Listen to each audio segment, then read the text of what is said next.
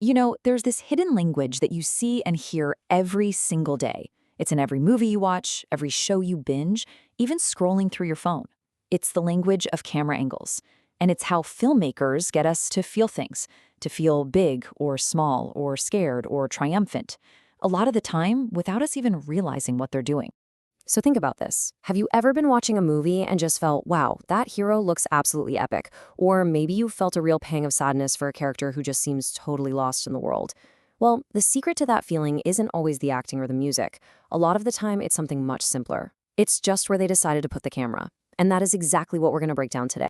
All right, so here's our game plan. We're going to build a whole toolkit, step by step.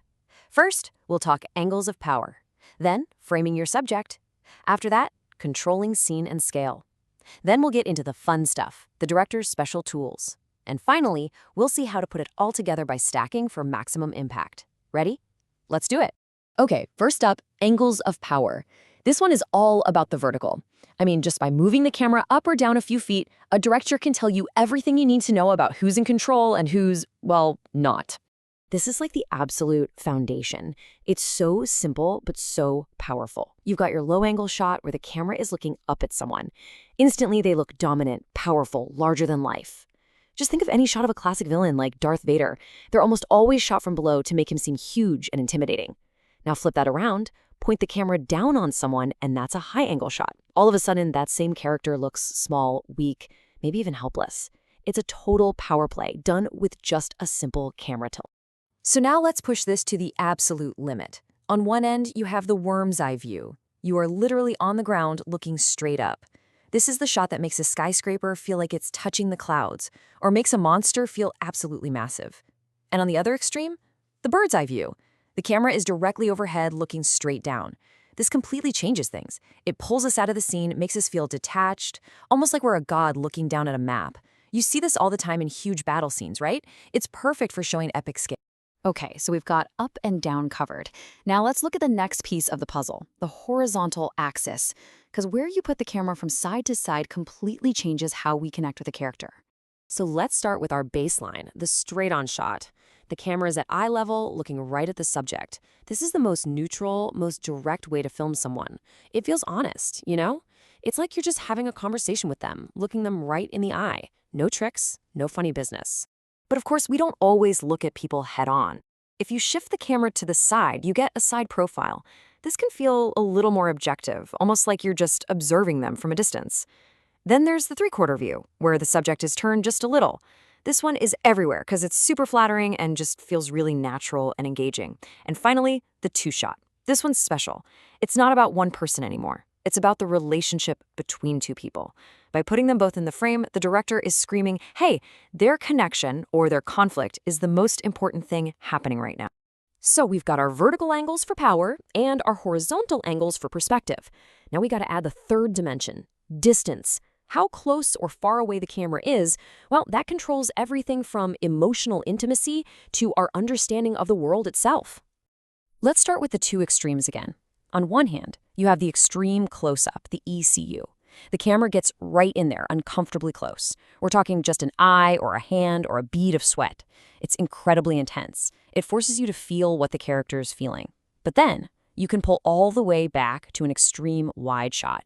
Now the character is just a tiny little speck in this huge, massive environment.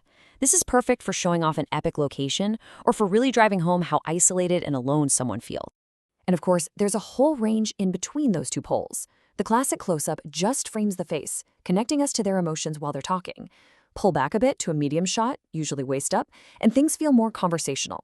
This is pretty much the workhorse for most dialogue scenes. Then you pull back even further to a long shot. Now you can see their whole body and you get a sense of where they are. The focus isn't just on their feelings anymore, it's about what they're doing.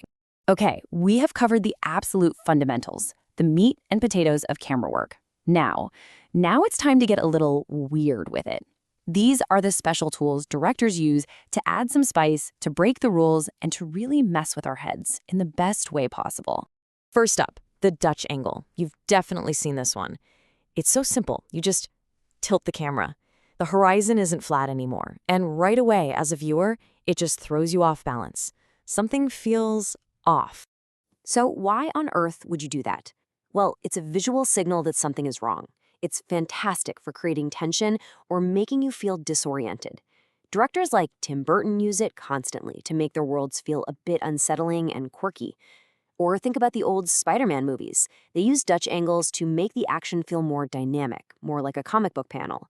The world is literally, physically off-kilter. Now this shot puts you directly into the movie. It's the point of view shot, or POV. The camera basically becomes the character's eyes. You are seeing exactly what they see. You're no longer just an observer, you are them. It's huge in horror movies, especially found footage stuff, and it's what makes a lot of action sequences feel so immersive. All right, so far our camera's been pretty much locked in place. Let's get it moving. A tracking shot is when the camera physically moves right alongside the subject. So instead of just watching someone walk down a hall, we're walking with them. It creates this really smooth, dynamic energy, and it keeps us right there in the action. You know those amazing, super long, continuous takes in movies like Goodfellas or 1917? That's the power of the tracking shot. Okay, this is it, the final section. This is where it all comes together. We've got all these individual tools, right? Power, perspective, distance, and flare. But here's the real secret. The truly great shots, the ones that stick with you, they almost never use just one of these tools. They stack them.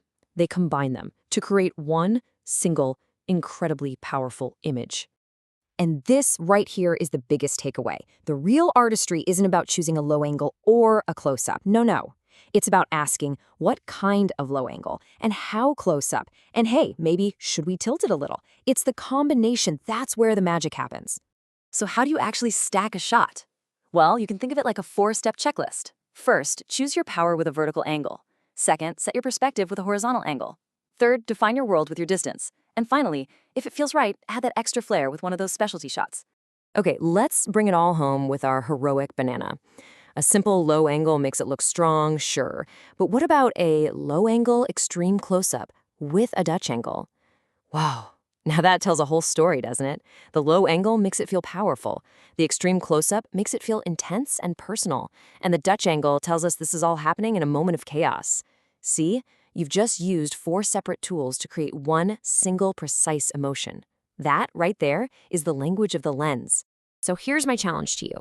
The next time you sit down to watch something, don't just follow the plot. Watch how they're telling you that plot. You can't unsee this stuff now. You have the vocabulary. Because remember, the camera is never just a passive observer. It's the most powerful storyteller in the room.